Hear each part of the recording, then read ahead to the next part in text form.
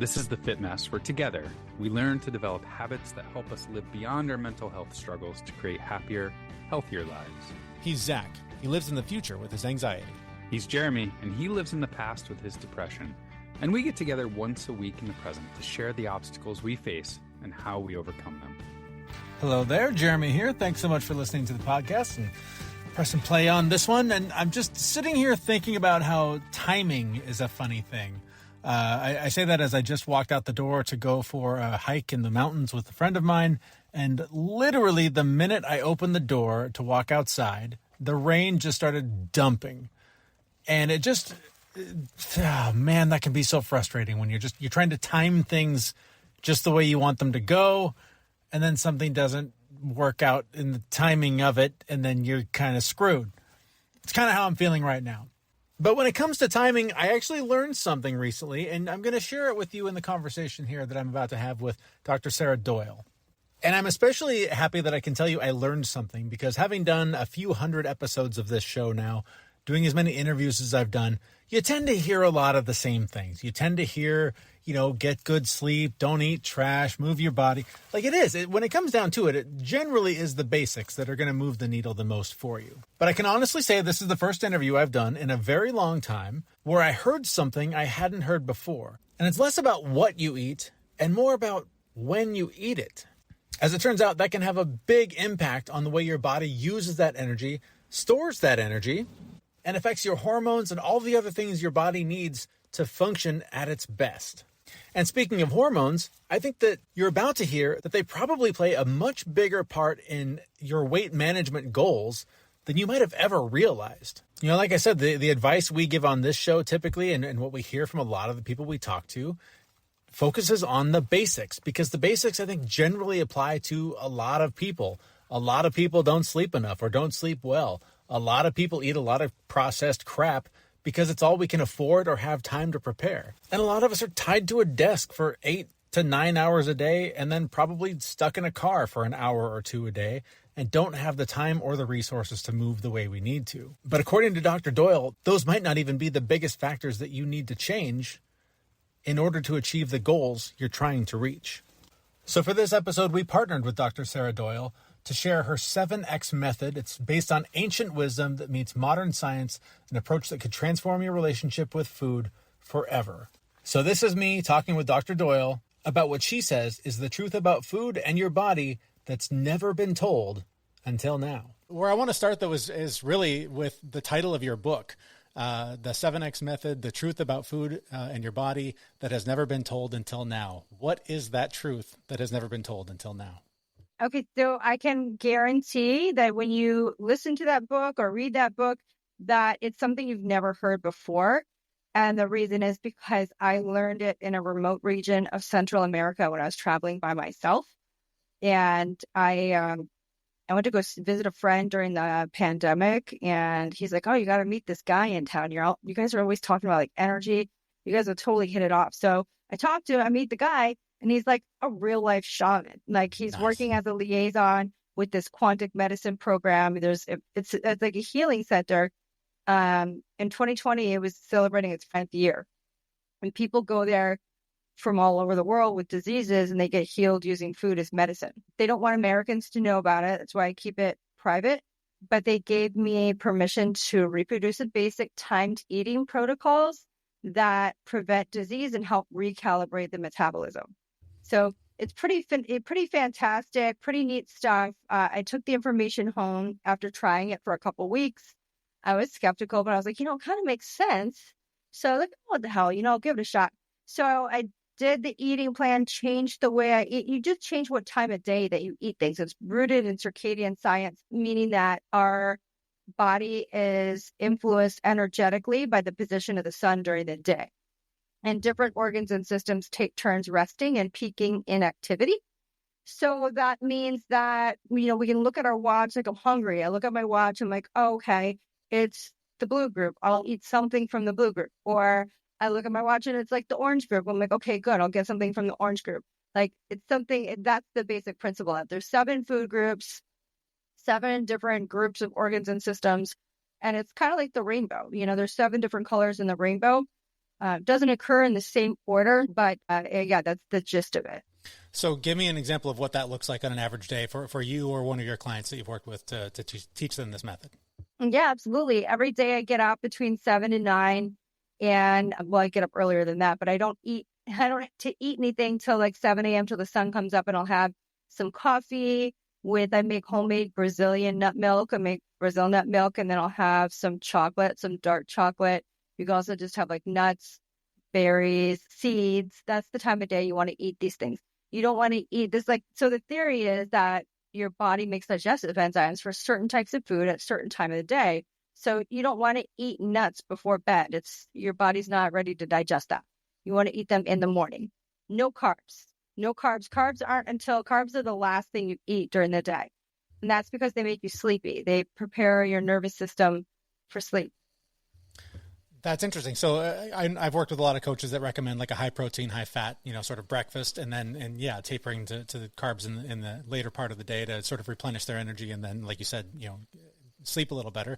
Is that pretty much in line with this method you're talking about? No, this is like nothing you've ever heard. So okay. In the morning, we want to stick to like fruits, nuts. You don't want anything super heavy like that. You don't want to introduce proteins until like after 12 noon. So the first group is blue group. That's nuts, seeds, chocolates. The second group is blue group. Did I just say blue? First one's purple group, then blue group. Blue group is all fruits, and that nourishes your thyroid. And that's because your thyroid works all night long, wants to rest, it wants nourishment. And so you eat fruit to nourish it. Then the next group is the green group. That is between roughly 11, we have daylight savings, right? So seasonally the times change, but roughly 11 a.m. to 1 p.m. And that's the green group. That's when the dominant wavelength from the sun is green. That's when you should eat most of your green stuff. That's when you eat your salads. Don't eat salad at dinner.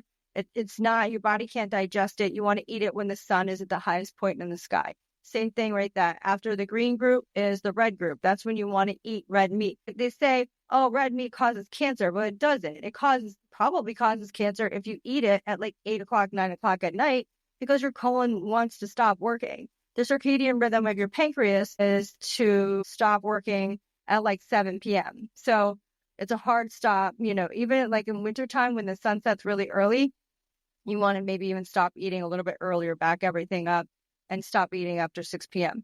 So after the red group is the the yellow group. That's all the non-green vegetables. And then is the orange group. That's short chain fatty acids like herbal teas, legumes.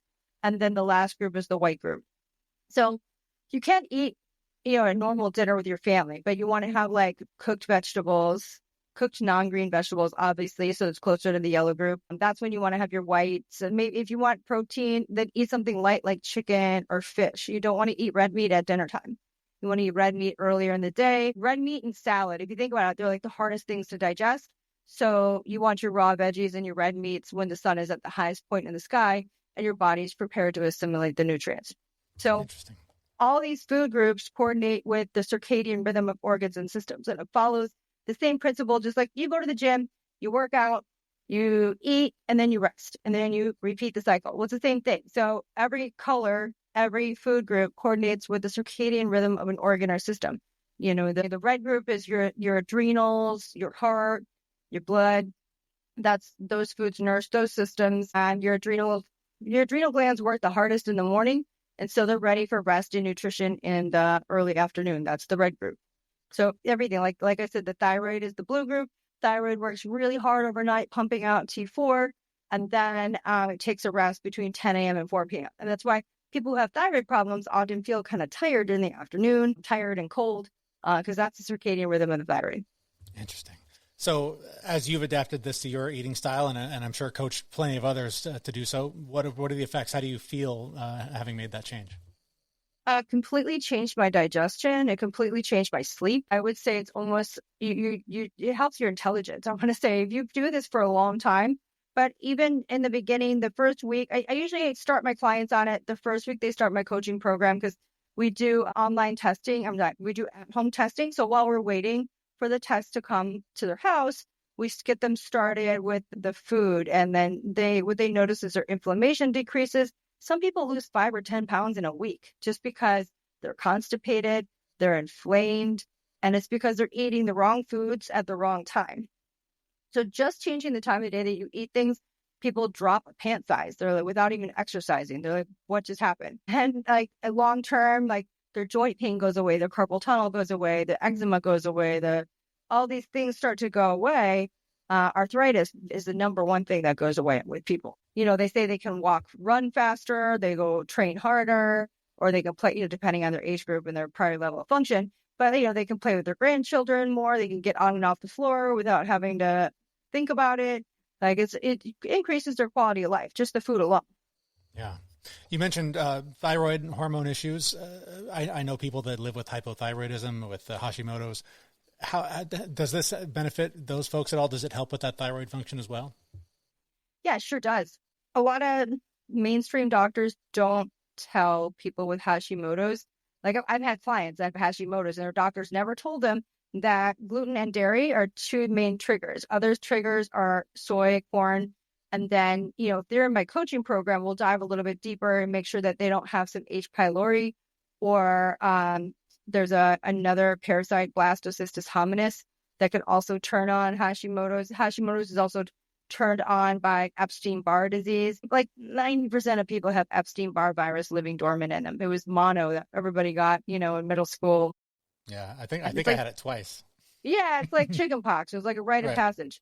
So, it lives in us dormant, and then the spike protein from COVID or the COVID vaccine will reactivate the Epstein-Barr that reactivates Hashimoto's. So it's a multifactorial disease, but for sure, just changing the food that they eat and following the 7X method will help the autoimmune. So you mentioned sort of weight loss in this. I know thyroid plays a function in that as well. And a lot of people that do struggle with thyroid issues struggle with weight loss issues. So talk to me about sort of balancing hormone and diet and medication, all of that. How does that all play together with this diet method? Sure. Well, my coaching program goes way beyond the diet. That's just a good start. It's a good foundation. Thyroidism affects like 40% of women, and T3 conversion is intertwined with estrogen levels and cortisol levels. So we really have to look at the person individually. Like there's no one size fits all. We look at the person individually. We look at what toxins they're exposed to. We look at their micronutrient levels. Like I have a test that will test for all their antibodies and heavy metals. So we want to see if there's if you look at the periodic table of elements, where iodine is, there's also bromine. So if you have bromine in your, you find a lot of bromine in your urine, then we got to detox that. Or if you have a lot of mercury from eating fish, then we have to detox that because that also interacts with the iodine in the receptor. So your thyroid makes T4. T4 catches a ride on albumin, usually it's a protein in the blood, and goes to the target tissue. Within the target tissue, it will convert to T3. That's largely the liver.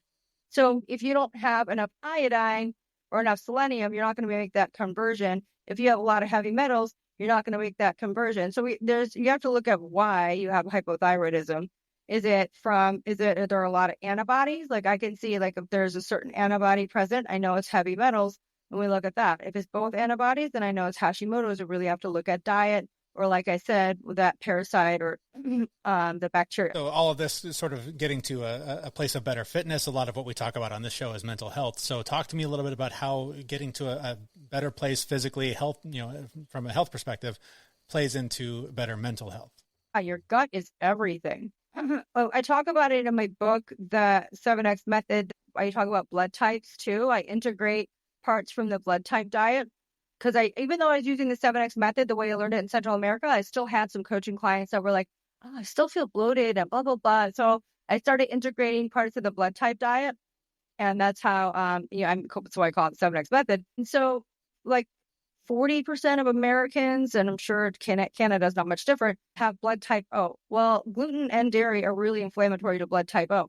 Another 40% are blood type A. Well, gluten and dairy are really inflammatory to blood type A. Blood type B can tolerate gluten and dairy, but that's what? But there's A and AB that makes up less than 20% of the population. So there's not a really big population that can tolerate those foods.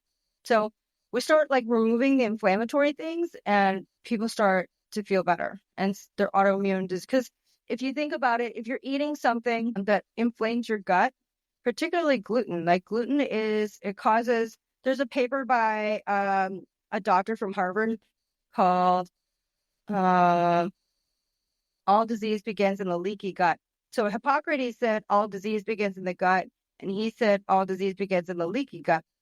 And he talks about how gluten is implicated in diseases like type 2 diabetes, obesity, multiple sclerosis, ankylosing spondylitis, amyotrophic lateral sclerosis, like all these autoimmune, really bad diseases. So that's because the gluten causes temporary interstitial permeability, meaning that when you eat this stuff, it tricks the protein. There's a protein called zonulin that guards the tight junctions in your gut lining. And zonulin gets tricked by gluten and opens it up, and undigested food particles and bacteria called lipopolysaccharides get into the bloodstream. So they get in the bloodstream, then you have all this whole systemic inflammation process. And if you have inflammation in your stomach, you have inflammation in your brain there's the gut-brain axis. There's not just directly the blood-brain barrier, but through the cranial nerve, the vagus nerve. So if you trash your stomach, you're trashing your brain. Your brain's inflamed. That's health. That like diet is number one. But what I do in my coaching program that's different than anybody else is I do urinary metabolite testing. So we can look, because hormones and neurotransmitters have a lot of overlapping symptoms when they're unbalanced. You can take a symptom and it's like, okay, is that from a hormone? Is that from a neurotransmitter? Like, how do we know? Well, I test them both, because you have a lot of men and women have a lot of estrogen receptors in their brain. They have to have enough, but they can't have too much, or they have a whole bunch of other side effects. So we test the metabolites of your serotonin, dopamine, norepinephrine, epinephrine, glutamine, glycine, phenylethylamine, histamine, and we look at creatinine. We look at what your kidneys are doing too. And when we look at this, there's evidence-based protocols where you use vitamins, minerals, amino acids, and you can help bring your brain chemicals back to midline. It's incredible. So the first thing I do when I get up in the morning is have water, and I have all my brain chemistry supplements. That's what I have before I have my coffee. And it's a real game changer. Like, I had really bad ADHD. I've had 6 concussions. I used to be a fighter. So, wow. So there was, definitely some issues going on in my brain, and it's a total game changer. I take all these products by a company called Designs for Health. They do sell in Canada. They have a different arm because of regulations, but they do sell in Canada, and I use it because I see people's brain chemistry change. They feel different. They feel better. They can take another test, and it literally changes you don't have to take Prozac. You don't have to take prescription. You don't have to take Xanax. There's natural ways to do everything, and the natural ways don't have side effects. I have 2 questions about that. One, we'll get to in a minute. It talks about focusing on sort of exercise as a replacement for Prozac and those medications. But I also hear people that take vitamins that say, I know these aren't doing anything, but I'm taking them anyways because people say I should take them. How do we know? Like, if somebody is taking these vitamins and, maybe not those necessarily, but they've been taking some for a while and they don't notice a difference, but they're doing it because they feel like they should. Talk to that person. Yeah. I mean, Jeremy, if you were trying to close a deal and you had a big customer and, man, this commission's just going to make my year, would you take them to steak dinner at an Applebee's, or would you take them to Smith & Wollensky? I don't know what the second one is, but it sounds a lot nicer. So we'll say that one. Yeah, it's the fancy one. You want to close the deal. You want to go the fancy one. Right. Because right? I mean, ribeye tastes different at Applebee's than it does at the fine steakhouse, correct? That's right. It's going to feel different in your belly, right? So it's the same thing with supplements. You get what you pay for. If you're shopping at Walmart or buying from, I don't know what's in the Amazon stuff. There's even fakes. Like, I work with a supplement brand. You need a practitioner code to sign in, and then you get shipped directly from the distributor.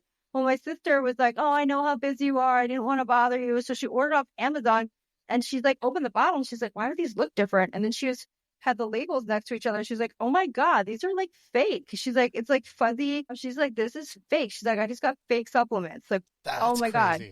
Yeah, because there's very little regulation, right? So, I mean, pretty much anybody can bottle just about whatever and sell it on Amazon. Yeah, exactly. That's why that's why I say, if you've I took vitamins when I was doing my functional medicine certification. I was so pissed at how many thousands of dollars I spent on GNC or whatever brand vitamins. When I learned the difference, we use only pharmaceutical grade nutraceuticals. They move the needle. Like you can tell if you take too much, if you try to take a double dose of these things, you're like, oh, I shouldn't have done that. It's like, yeah. I took a double dose of the Dopa Boost because I was like, oh, yeah, I have ADHD. I was prescribed Adderall in college. I was like, oh my God, I can't. I was like, So basically you should, if you're taking some sort of supplement and you don't feel any different, stop it. yeah, it's probably garbage. Yeah. Interesting. Okay. So back to my other question about, dealing with those antidepressants, dealing with those, mental health medications that are available. I'm sure for some they're great and for others they're not. But I found for me, I've tried as many as were prescribed to me and all had negative side effects, things that actually made me worse. But what I have found is getting out off my butt and moving it and lifting heavy things in the gym a few times a week has been the best antidepressant I've ever taken in my life. So talk to me about how exercise can be a supplement to replace those medications. Absolutely. Well, for a man, it's extremely important to move heavy stuff because that increases your testosterone and your dopamine. Of course, you're going to feel better. Exercise is super important for serotonin as well. That's why I tell people, like, if you're not eating healthy, like, then going outside and getting sunshine and, doing what you can to sweat and push yourself, like, you're not giving yourself a fighting chance. There's no pill that can replace good choices. So, yeah, I tell people start with the 7 because I get people, I help them. I have people that are like, the number one that I get from women that want to get off of is Cymbalta. It's a serotonin and norepinephrine reuptake inhibitor. Mm-hmm. And so I had them take the urine test, and I had one client, it wasn't doing anything for her serotonin, and the other one, it wasn't doing anything for her norepinephrine. I'm like, so these pills aren't even working like they're supposed to. They're not even doing it. It's like, it's crazy how the same prescription will have a completely different effect on a different person. Sure. So why don't we just use the urine testing and that gives us a better insight of their genetics? We can look, okay, so there's like certain pathways, like one chemical becomes this one, becomes that one, becomes that one. You remember chemistry class, right? So each gene is coded to create an enzyme. Well, we don't have perfect genetics. So if you have, like, they call them SNPs, single nucleotide polymorphisms. So if you have a SNP on the gene that's supposed to make your serotonin, you might only be functioning at like a 70% capacity, or you could have a really bad SNP and only be functioning at 30% capacity. So we can look at that. So what we do is we look at the vitamins, minerals, like we call them the cofactors that are needed to create that chemical. And we just take high doses of them to push it through. So if something's only working at 30% capacity, we may take a double dose of something to push it through and make it function and feel like it's like, and it only takes like 2 weeks turnaround time. Like my clients say, after a week, they start to feel better. And after 2 weeks, they're like, oh my God, like people with OCD, their little voices subside. I wrote a case study on a patient that had anxiety and eating disorders for like 20 years. I think the eating disorders a little overlap with the OCD, right? There's a lot of like exercise bulimia and obsessive counting this, counting that. And then the anxiety that goes along with that too. And, we were able to get her BMI up like 2 points in like 5 months, which is remarkable for someone with a 20-year history. So these things really, if you stick with it, do I like getting up in the morning and taking 6 pills?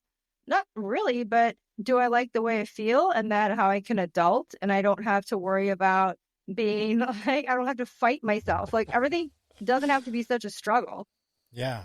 So you mentioned something interesting, though, the individuality that we all have because of our genetics and everything that goes into being a human being. Do all of these things you're talking about, the circadian rhythm of eating in a certain cycle and taking these different supplements at different times of the day, is it pretty universal or is it very specific to each individual?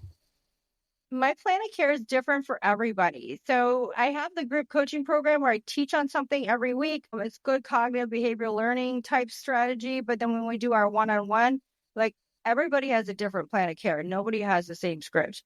Like I look at their methylation status, their sex hormones, their stress hormones, their brain chemistry, their thyroid output, their heavy metals. I look at their past history when it comes to like toxic exposures.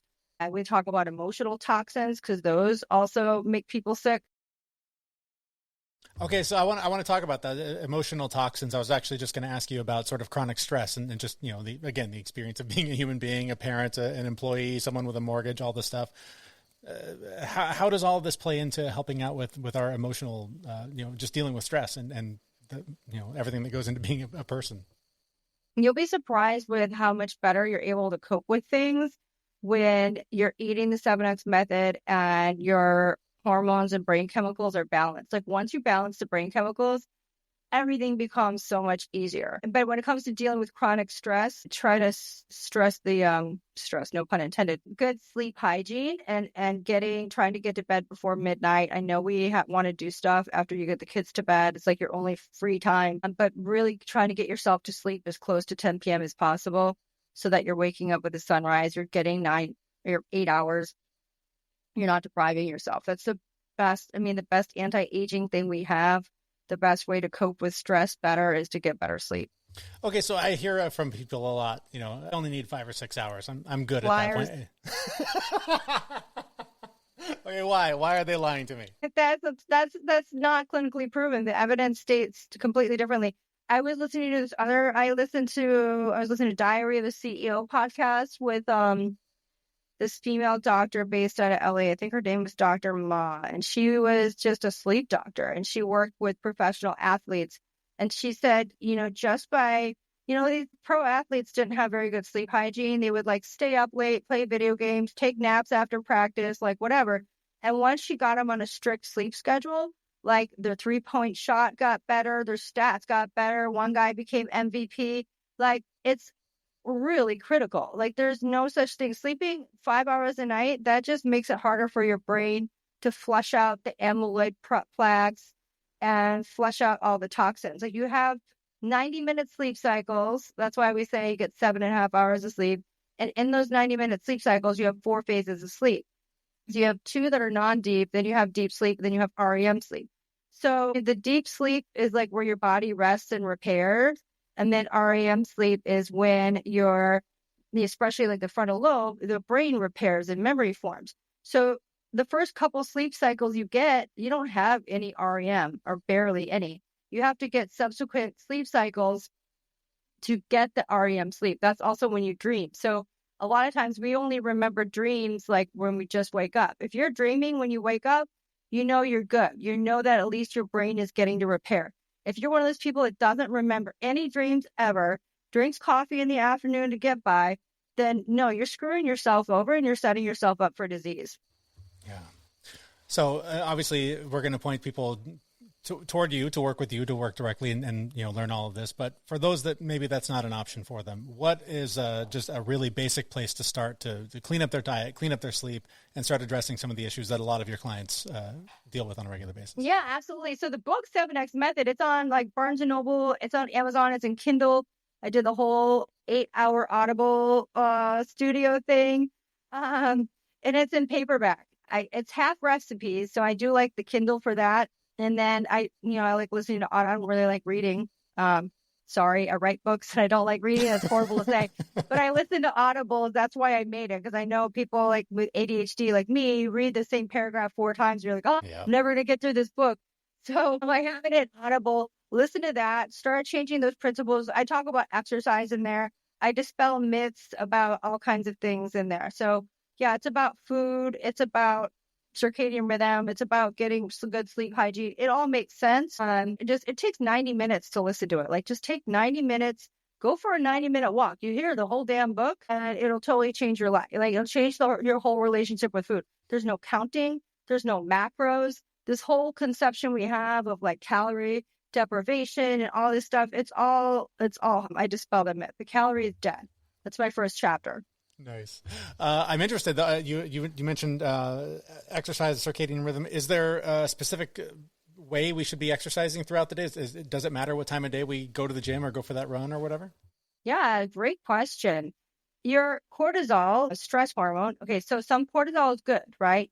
There's good stress. When you work out, that stresses your body. That's good stress. Sitting in traffic and yelling at people, that's not going to do anything. That's bad stress. All that does is just release chemicals into your body that aren't needed. So you want to stimulate that good stress. When you wake up in the morning, 30 minutes after you open your eyes, you get this cortisol awakening response, and your cortisol is like 20 times higher than it is when you go to bed. So keep that in mind when you're exercising. If you want to go for a walk, you can go for a walk after dinner, but you want to support that natural cortisol rhythm, because your adrenal glands, they make cortisol, they make norepinephrine, but they also make androgens. So they make testosterone, which converts to estrogen. So when women go through menopause and their ovaries retire, they really need healthy adrenal glands in order to produce hormones. Guys, you need to, it's not just your balls that make testosterone, it's your adrenal glands too. You can't trash your adrenal glands. So you do the hard exercise in the morning when your cortisol is already peaking. If you want to go do some like whatever, CrossFit, boxing, if you want to run sprints, do it then. If you want to do a chill jog, you can do it, anytime during the day. Awesome. Lots of great information. Obviously, the book is available in the links here in the show notes. Where else can we learn more about you and follow you and sign up for your all you have to offer, I guess? Oh, awesome. Thank you. Yeah. So my website's drsarahdoyle.com. It's DRSARAHDOYLE, drsarahdoyle.com. You can see all my stuff. You can sign up for, I do like 30-minute Zooms. If you are like, I've been to 4 different doctors, they told me this, I don't know what I need. Like, it's a good place to start. We'll do a 30-minute telehealth. And if I think you're appropriate for my program, we can go from there. If I think you need referrals to a specialist, I'll help you with that. So you can't lose there. The biohacking bootcamp, you can click on there. I usually charge $5,000 for it, just because if you don't run an online business, you have no idea how much money you have to spend marketing. So when I get people off like marketing, like so much money goes to like Mark Zuckerberg and TikTok and all that. So that's why that price is $5,000. When I do it through a podcast and I know that this is my marketing, I can give you a $2,000 discount. That discount code is MESS, MESS. So you can do that biohacking bootcamp. If you're really not sure, you can follow me on my Instagram. It's X Method, just like the book. On YouTube, I have some videos there. And then my TikTok is South Beach Doc, with a DOC, South Beach Doc, because that's where I am.